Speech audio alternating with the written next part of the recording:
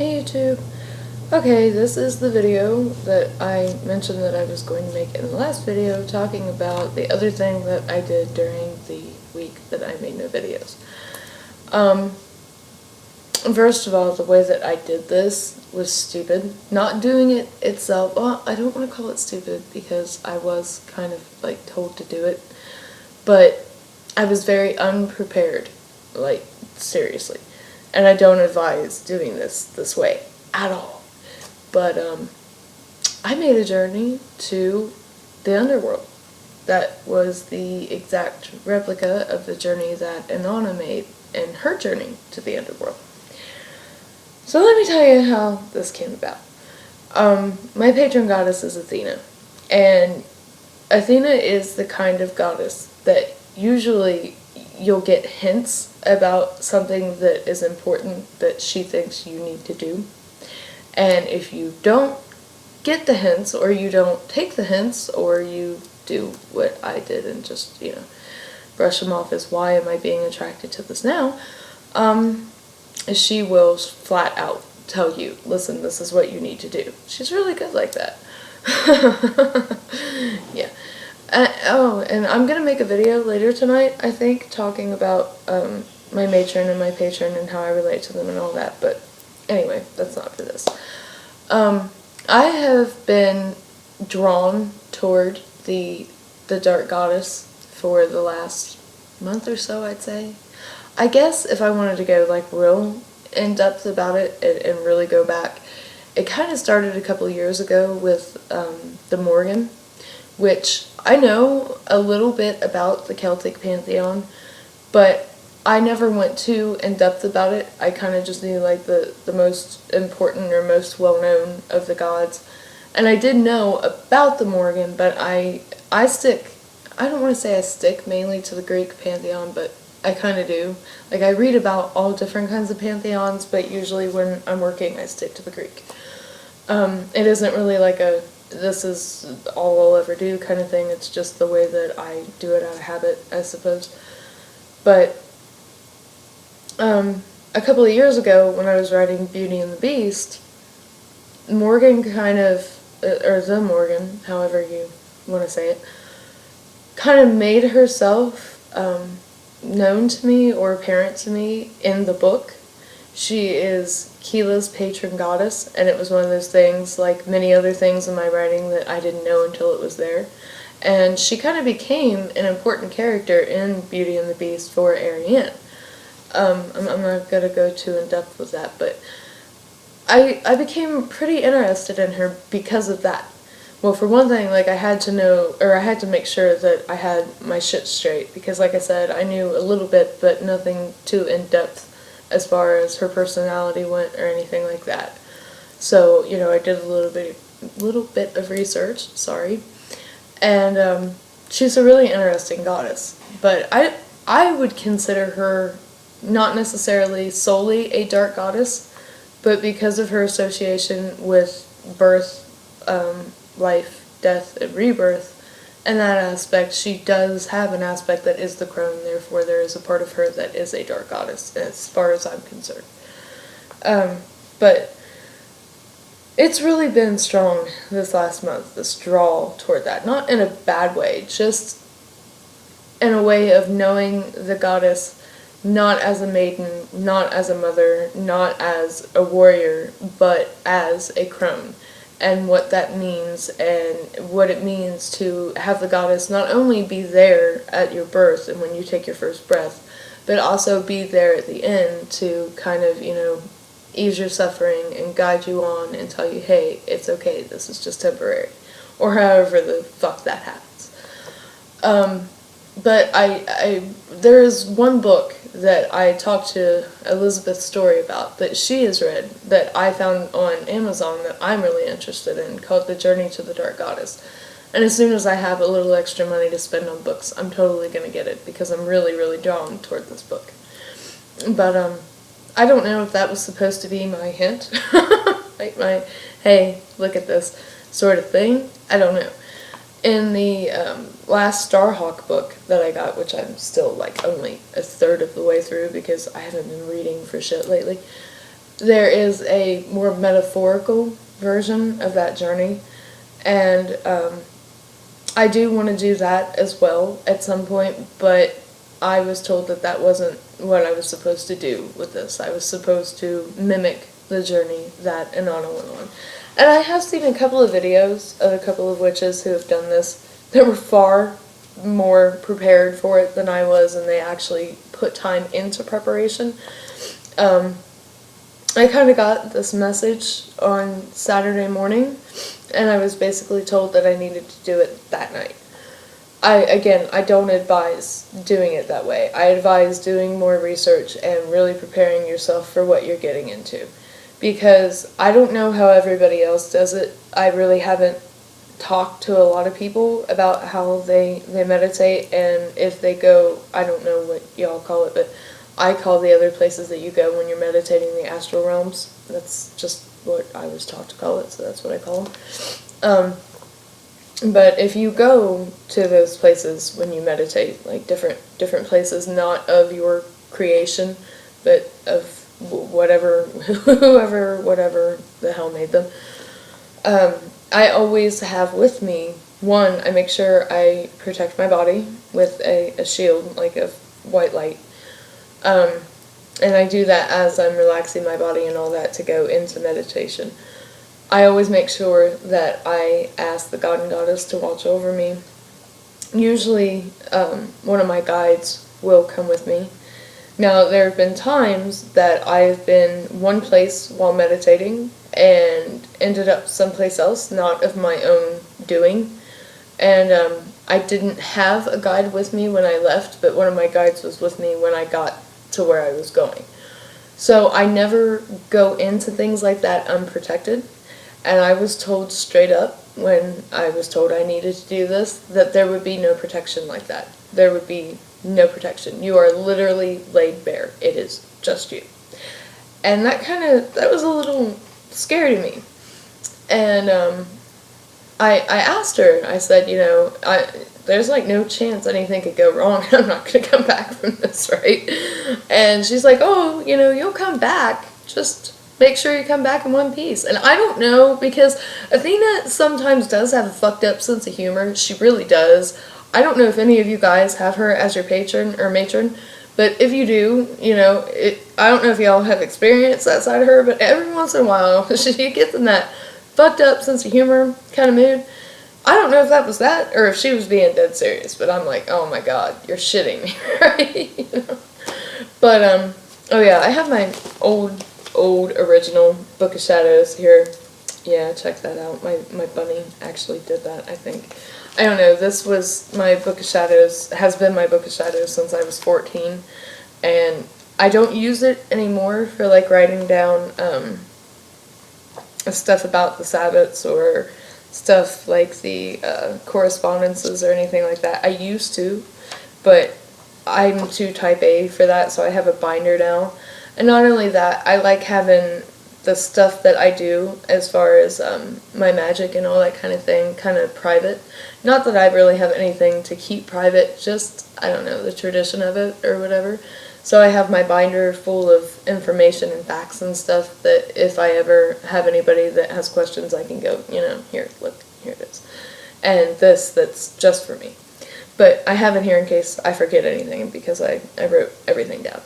But, the day that I was told to do this was literally right in between the waning moon and the first day of the new moon.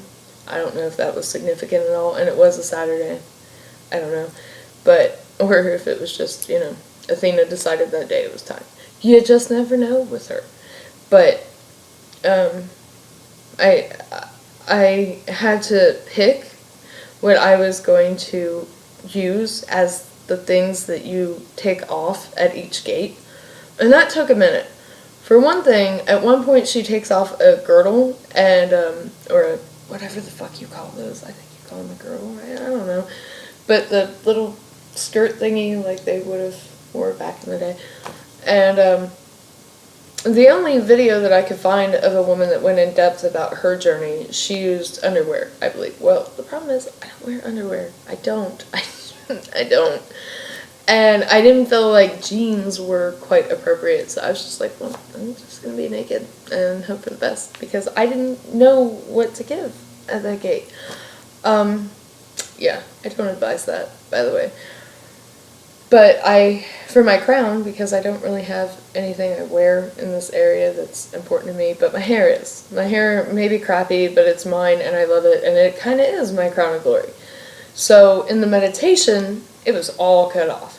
But I left one of these pieces. I ain't even going to try to find the piece, but one of my pieces of hair I cut off about that much, and I left that on my altar because I left all the stuff I was going to take off in the meditation on my altar. For the necklace, I think it was, I took off my pinnacle, because my pinnacle is like, I can face down anything and feel protected with my pinnacle. That's just how I feel about it. So that was really the best thing to give for that. For the bangle, I think it was, I gave this ring right here. I don't know if you can see it. It's dirty. Oh my god, it's so dirty. But it's amethyst and marcasite, and this ring is very, very important to me. I've had it since I was 12 years old, and I used to joke that it was my I'm married to myself ring, because I was never going to get married. And I wear it on my ring finger. But I took off my bra for my chest plate, because it is like my, my chest plate, whatever, closest thing I have to it. And I went through, all that, trying to decide what was best and what worked and that kind of thing. I left it all on my altar.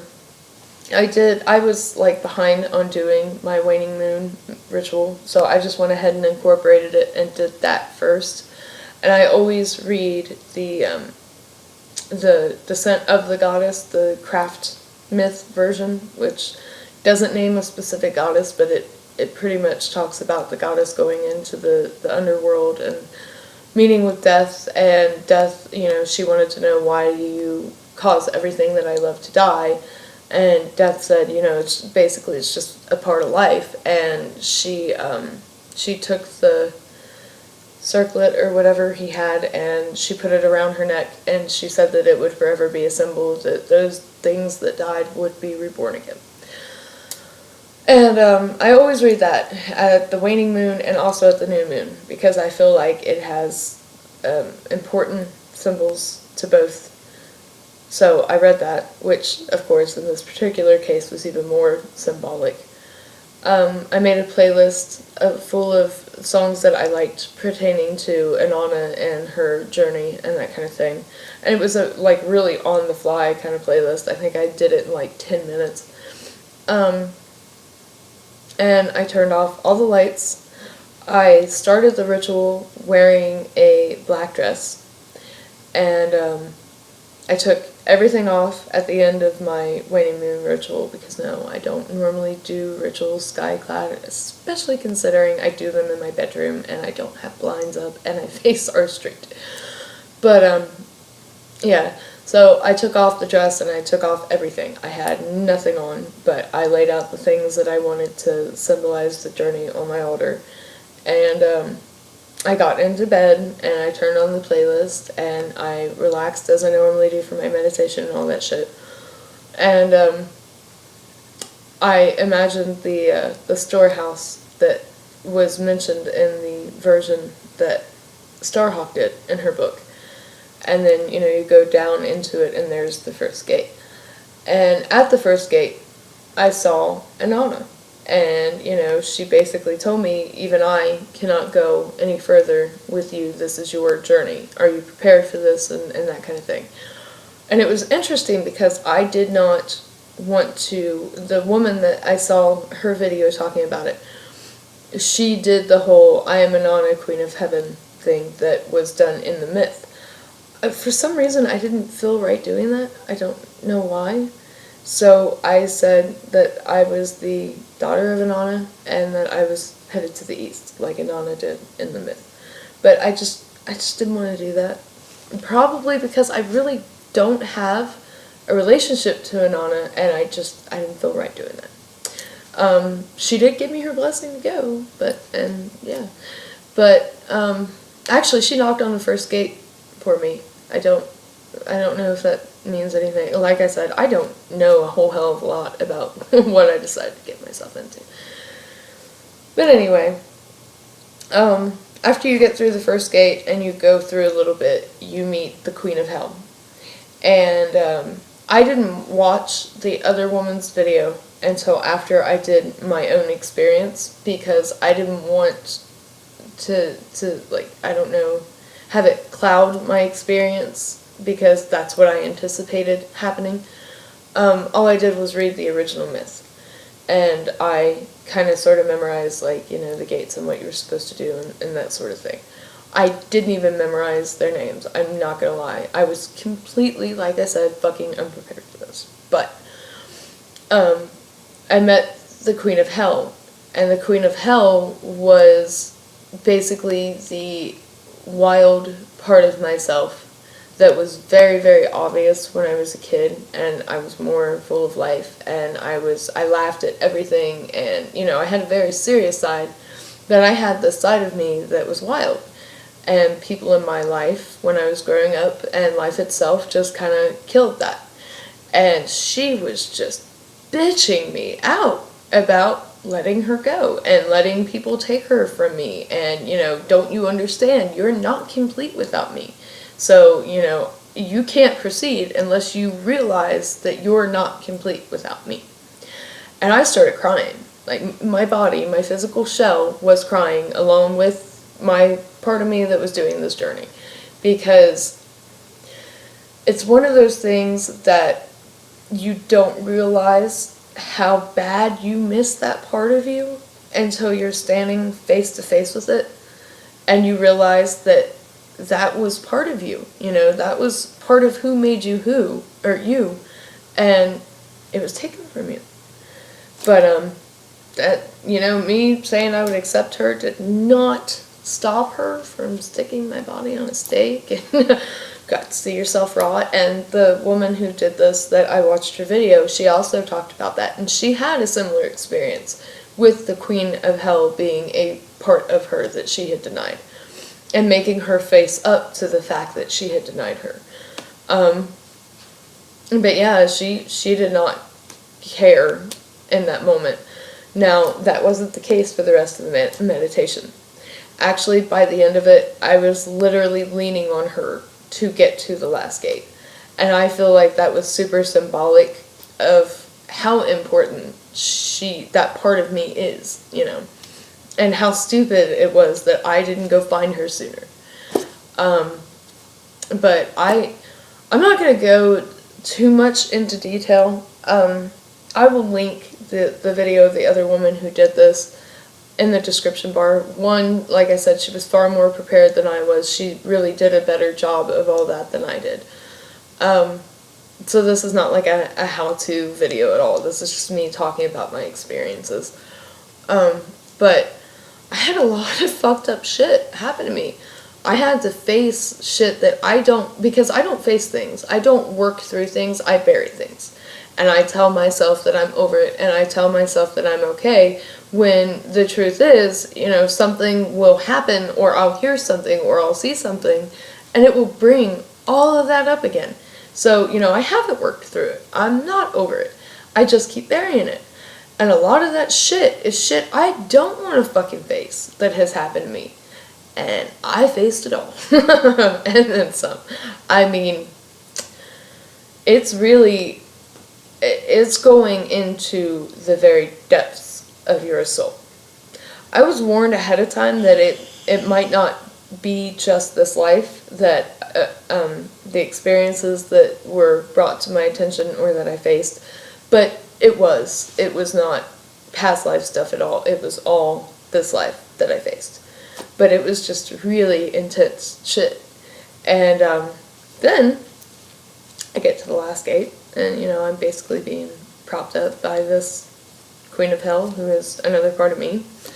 And I get through it and all that, and I'm standing at the way I saw it. I can't remember if the other woman saw it this way, or if this is normal, or whatever. But the way that I saw it, I came in, and it was almost cave-like. And there was sand, or dirt, maybe dirt. I don't know. Hold on, did I write it down? Hold on 1 second. No, I didn't write it down. Okay. It was either sand or dirt that was under my feet. And then there was almost a circular moat, I would like to say. It was a river, but it wasn't, well, it would be more like a creek because it wasn't very big or wide or whatever, but it went completely around this rock island type of thing. And Death was standing on that rock island. And part of this water was completely black, the part that was right in front of me. And then I found out later that the other side it was completely white. And like I said, I don't know if anybody else has ever experienced that, if that was normal, if that was just, I don't know. But that's how I saw it. And Death was very, very beautiful. Death was not, how some people describe or anything like that. Death was beautiful. I swam through, and at that point, the other part of me we merged. I don't know how else to describe that. That sounds so fucking corny, but that's what happened. And I came out in front of the little island thing, and I kind of hoisted myself up, and I was standing in front of him, and he did the whole, you could stay here, and all of your pain would be over, and everything you've been through would be behind you. Excuse me, I got mucus in the throat. And your family wouldn't, they would just think that you died in your sleep, and you could stay here. And I don't know if that was just like a customary kind of thing that you just have to pass through to get out of this and to ascend, but I'm not gonna lie, there was a moment where I contemplated it because I was so full of peace and there was no pain, and I'm staring into the eyes of this beautiful figure, and and when I looked into his eyes, I could have almost believed anything. I don't know how else to describe it. He's very alluring. But the moment passed, and I was like, no, I want to go back to my body. And he said, very well. And he led me to the other side where the white, I don't even know if you call it white, because it was more opaque. Did I say that right? Anyway, almost like a moonstone. And I went in, and I was, in the water, and then all of a sudden it was like I don't know if you've ever been on one of those rides, I think they have them at Cedar Point, where you go straight to the top very quickly. It felt like that, and I'm looking down, and I'm surrounded by sky, and it's beautiful, and it's blue, and there's the sun, and there's clouds, and just as I caught my fucking breath, I fell back down and into my body. And that was that. That was my experience. I don't know if it's changed me in any way. It definitely brought to light the fact that I have a lot of shit that I need to genuinely work through. I need to find a way, because I don't know how to do that. I don't know. That's just not how I've ever dealt with anything. I take a bury it and forget it approach to really ugly things that have happened to me. But I need to stop that. I need to literally work through all of this shit, because it's weighing me down. Whether I want to acknowledge it or not, it's weighing me down. And people that I thought I've forgiven, I haven't. It's all there. It's just buried. And I need to work through it.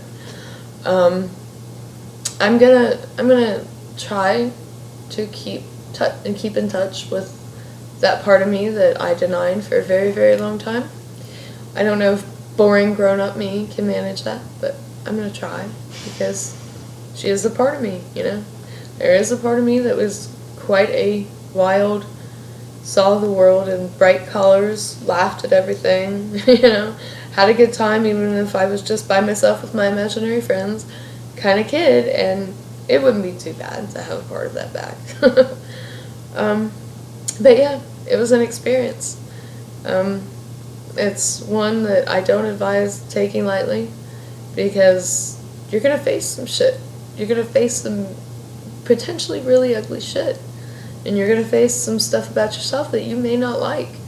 And you're going to come back maybe with some work that you have to do on you that could be very tedious and very ugly and, But, yeah.